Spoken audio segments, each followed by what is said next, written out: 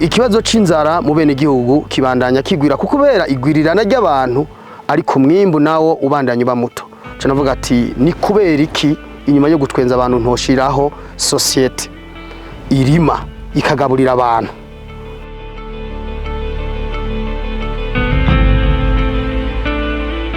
Rero twateye itoni 6 n'ibiro 500 cha dutera ku hegitari 5 nkuko muhabona muga ubwambere twa dufise ivyifuzo byo kuturima hegitari 10.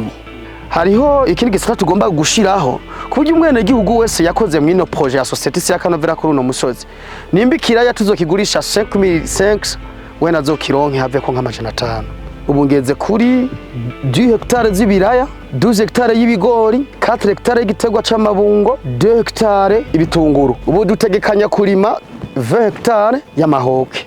Ivyo vyose urumva ni bikorwa tsiko turategekanya gukora. Dutegekanya gukurima hegitare 10 z'ibiharage bitarembegwa.